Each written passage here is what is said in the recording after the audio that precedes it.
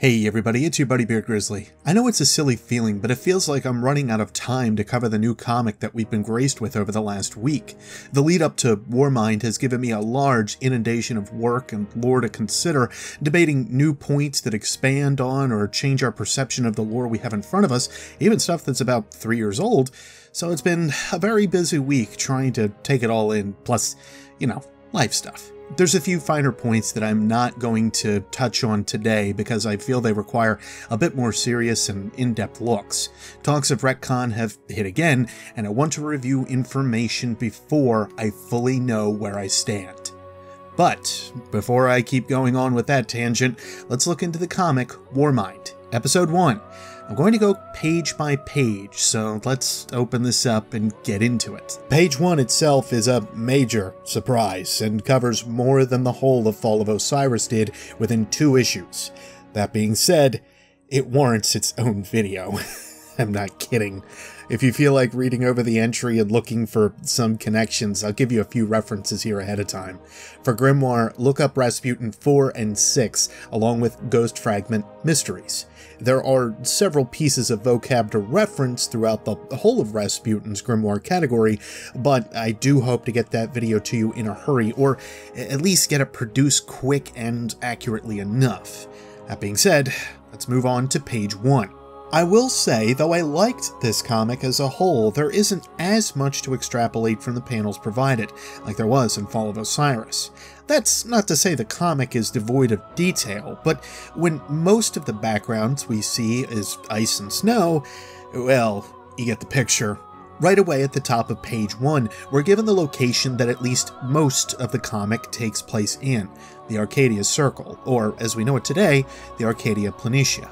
Its location is, generally speaking, just west of the North Pole of Mars. If you're keeping track, this area is separate from the Hellas Basin, as that's in the southern hemisphere of Mars. Both locations are in question thanks to the climate change that seemed to happen rapidly on Mars, but we're mainly concerned with the North within this comic. What's actually cool about this is how we'll most likely get the story of what happened in Hellas Basin in-game, and we'll hear more of what happened with the North in the comics. Now, before I feel like I'm talking about the American Civil War anymore, let's keep looking over the comic. Short story is we're around the North Pole of Mars. I almost forgot to mention that the Hellas Basin hasn't been visited by Guardians just yet either. You gotta remember, we actually just broke into the exclusion zone just a few years back, so we haven't been able to really dig into Freehold's records or dig through Clovis Bray stuff too much yet. Of course, we had Al Sector and a few other side bits that popped up, but this is one of the occasions where not having information just means that we're not sure what's down there. This is confirmed by Tyra Karn in the new weblore entry, but it's mostly because researchers have pegged it as a tourist spot, a show of what Clovis Bray is all about, not a real development site for any kind of inventions or otherwise. Just keeps driving this idea of our information being half there when dealing with the Golden Age. Granted, Saladin is partially to blame for that. Anyway, the next panel is probably one of the more interesting. We see the classic meme pop up about connecting the strings together, and Anna is currently doing the same thing, attempting to figure out all these connections to Clovis Bray. There are 3 boxes that are a bit hard to make out, with one being completely whited out entirely. I'm gonna venture a guess that this whited out block is Al Sector, as it would actually link back to Cameron, Clovis Bray, and the other points that seem to be linked to it. Cameron, within the Cryptarch lore entry, does confirm she is at least digging into the Al Sector files. Maybe not a part of, but she has access to the files. All the same, I'm excited to see Al Sector get another mention, if only briefly. The green box on the left is hard to make out, but it seems to show connection back to the Iron Lords. It may be seen from the sign, but there are 2 possibilities that I can think of, either the Crucible logo of Lord Shaxx or the Iron Lords. Obviously, when linked back to the dealings of Clovis Bray, the Iron Lords makes a lot more sense, especially with their connection to Siva. Zavala also confirms as much, with Saladin putting a block on information released to anything about us about Mars and the facilities that are housing Rasputin. That's the cliff notes. I know that might be oversimplifying things, but I'm trying to keep this as kind of brief as I can. Just remember that Saladin is kind of the one to blame when it comes down to us not knowing much about Rasputin, and it's a lot of cloak and dagger and smoke and mirrors. The final box is hidden by Anna's elbow, and I'm wondering if it isn't an image of Clovis Bray himself. The leads linking back to everything CB related would make sense if this is the case. Keeping him in utter obscurity, eh, Bungie? Wonder if we'll ever get a look at the man that runs the Weyland-Yutani of the Destiny universe. But the major elephant in the room, who is Anna talking to? Anna has one sole contact since she went into hiding after the events of the Twilight Gap. Her name is Cameron, and I've already mentioned her a couple times within this video, but between her possible links to Al Sector and other file-heavy organizations, she supports Anna, kind of like Oracle supports Batman. You can see Anna talking to her through a small box that she holds, but we'll get there in a moment. Cameron calls out that Anna's ID card has confirmed the existence of a facility that no one felt was real. She describes it as a myth, and the point of her conversation is to turn this 15 million kilometer ice mass on Mars to a 200 kilometer area that's a little bit more manageable to cover and look over. Still, that's a lot to cover.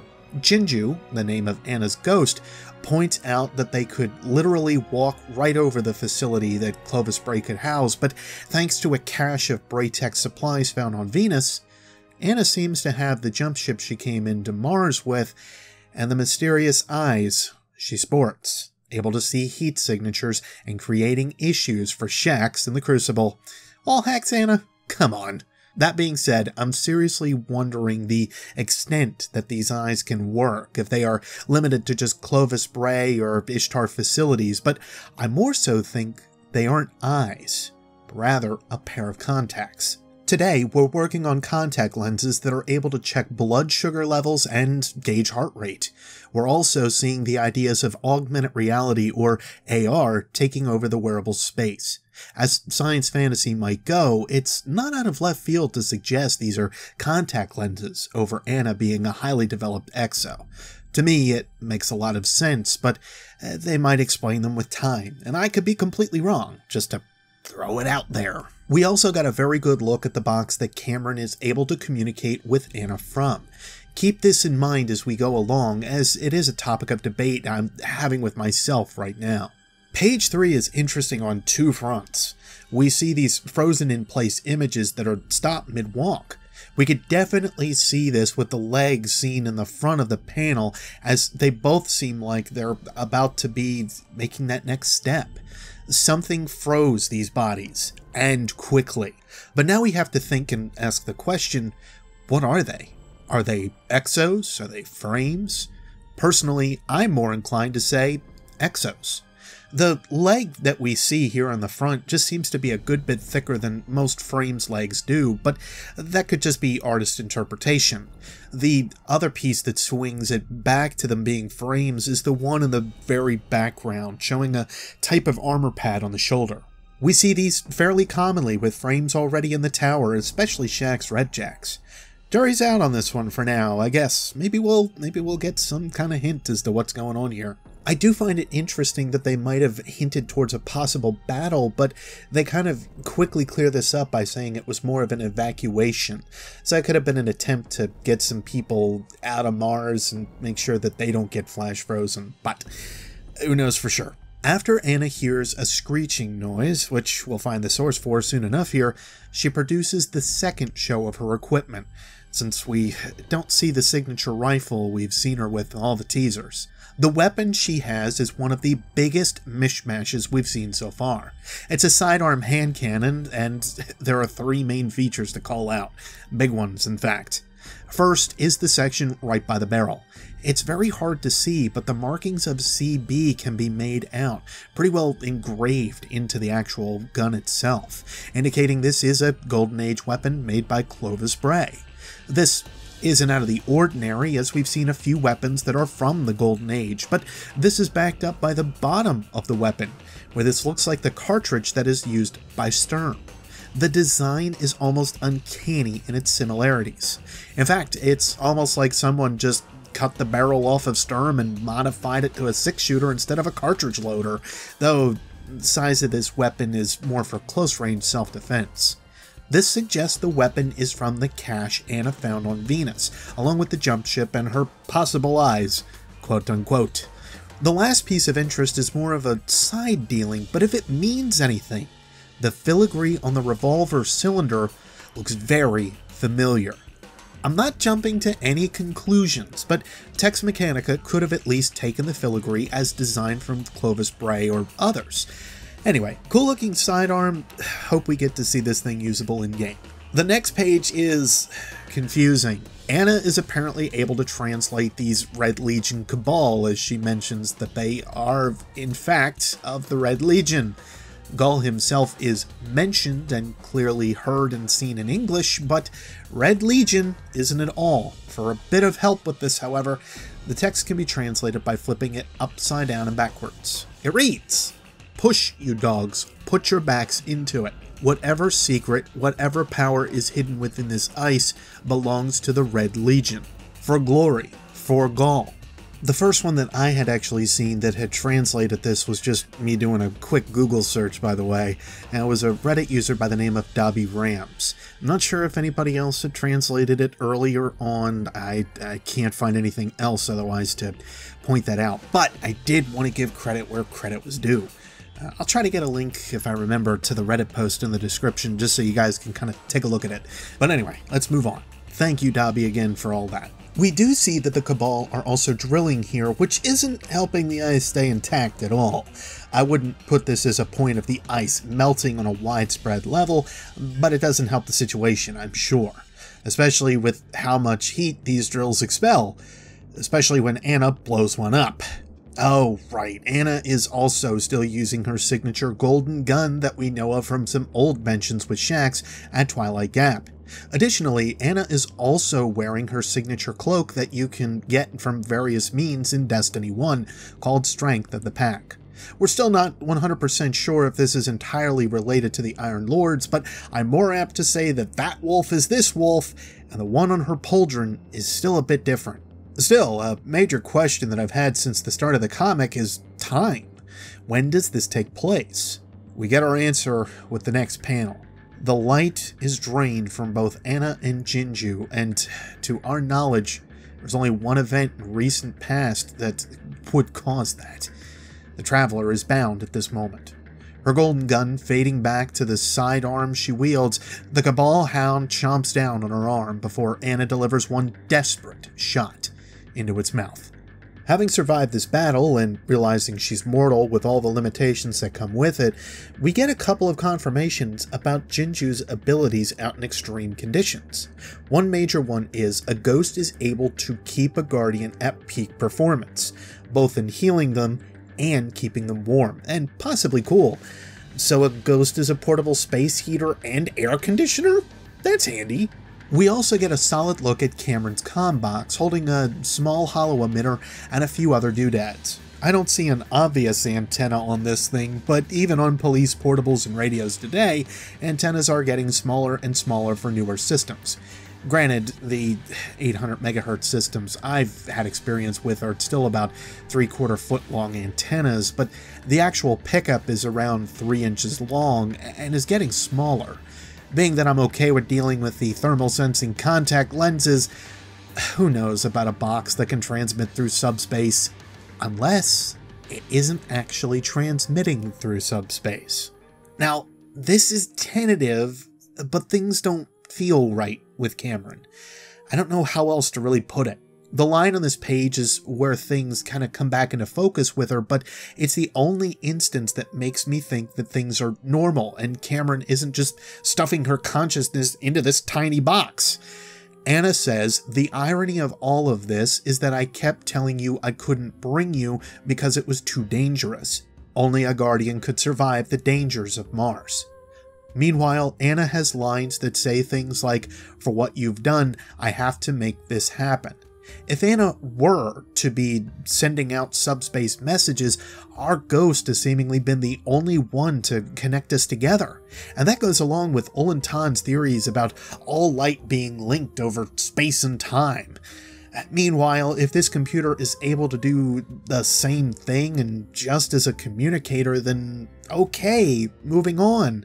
I still would kind of question the amount of actual transmission lag you'd have in a situation like that, but if Cameron was able to jam her consciousness into this little box, it might make a good amount of sense that they're able to chat, considering Anna hasn't connected to any Vanguard channels in quite some time from a line we see from Jinju. It seems easy to do for after the light fades, and once again when Zavala sends out the beacon from Titan, so it's not something she's not used to, it's just a matter she hasn't done it in a while. Therein, this features my ideas of the combox or otherwise that Cameron either is or could be.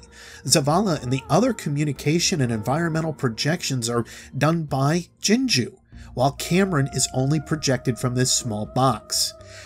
I'm harping on this too much, aren't I? Anyway, on page 8, we see the first stages of the bombardment that begins to happen on Mars. It seems new to Anna as she isn't sure if it's a meteor shower or something else. Regardless, position somewhat matters here. If Anna is still in the north, then we might assume that the first wave of warsats falling to the ground are heading toward a more southern region of the polar ice mass. Then again, it could be heading to Hellas Basin if that's what they wanted to show us. But that doesn't matter much considering Anna has another bombardment to worry about, and it happens to be right over her head. At this point, Anna has been without her light for at least a week, possibly 2. We're unsure how long the events of our Guardian getting to and helping out Zavala were after the Traveler was caged up. It's a bit of guesswork. Of course, this stands a bit counter to what we know to what's happening with Rasputin's bombardments, and that they started with detection of the Hive as we seem to be told from the new Rasputin entry. That said, we know that Rasputin likes to drop warsats out of the sky anyway, so maybe it's just his way of handling what's on the ground by dropping a warsat on their head, like other Cabal that are drilling, and he doesn't like it. That said, Jinju says that these are warsats, meaning plural. So just how many friggin' warsats did they make, and was dropping them on enemies' heads the only reason for them to exist? Kidding aside, it seems like Rasputin is beginning things a bit early. I'm almost certain that this is due to the Cabal and Rasputin seeing a reason to drop these things on him. But we'll see if that gets its own explanation or not, just to help fill in those gaps that we're having right now with those files. By the end of it all, however, we see Anna get pulled down into the cold water below the ice, her ghost above the crack created by the warsat that had slammed down into the ice.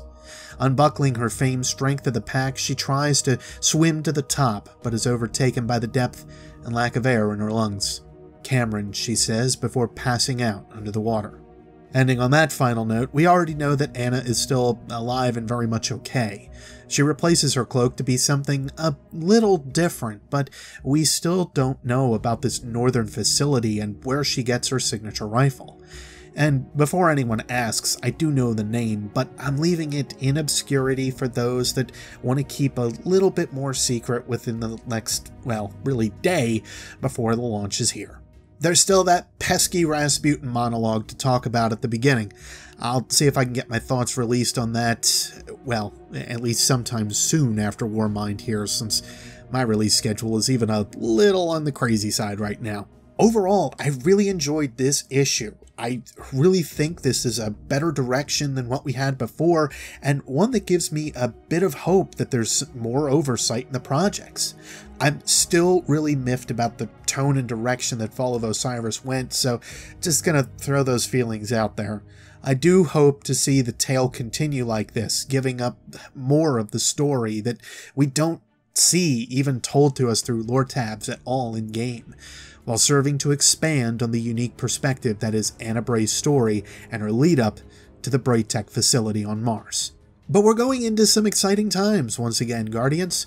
To those that have stuck with the game this whole time, I hope you get more of what it is you enjoy from the game, with more of it and more of it to boot. Did I say more of it yet? If you're returning to the game, let us know what you enjoy and don't enjoy. The developers have been more than vocal about telling you to voice what you do and don't like. As ever, I just hope that everyone has fun with what's created. I also hope I don't have to point at the past lore that we have and go, "Hey, Bungie, look at this! What are we gonna do about this?" If the last week has been any indication, then I feel the future is going to be a bit more bright for the game. Otherwise, I just want to reiterate that the last 2 weeks have felt awesome, and I hope that Bungie continues to drop little snippets for us a bit more often over time. It sure would give us more to keep our interest up and give us some extra mysteries. And since I'm sitting here rambling for a little while longer since we're already done, I just wanted to say hello to over 2,000 more of you that recently hit the subscribe button. I'm pretty hard on myself about the growth and interaction that I have with you all on this channel of late, but I'm trying my best to reply to all of you as quickly as I can, at least. My comment sections have been blowing up of late. Granted, part of that is my own fault for making sure my head is in a good place with the negativity topic we talked about. I feel a lot better having made it, just to share my thoughts and get them out there. Anyway, here's to Warmind. I hope you guys have fun and enjoy yourselves for whatever the expansion has to offer. Just have fun where you can have with it for as long as it is fun for you. And when it isn't, maybe put it down for a little while and walk away. There's no harm in doing so. You guys know where I sit with the new expansion, but I'll be anxious to hear what you guys have to say about your experiences with it as well.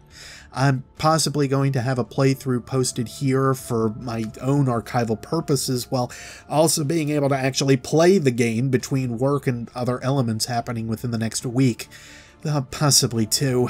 But let me know what you guys think about that idea, because I don't want to just post videos willy-nilly and not have a reason for it. I'm thinking more of like a lore through, just of me sitting and commenting on what it is I'm seeing as we play. Anyway, I'll stop my yakking. If you enjoyed this breakdown of the Warmind comic within our lead up to the expansion, you know the buttons to press. If you do decide to subscribe, don't forget to hit the bell for notifications and check those settings on all of your favorite content creators, not just for myself. Thank you guys again for listening to me whenever you're able to. I know I'm not always the first one that you end up clicking on, and that's totally fine. I'll see you next Spacetime Guardians. Take care, and happy playing. I'll see you out there in Warmind and on Mars once again.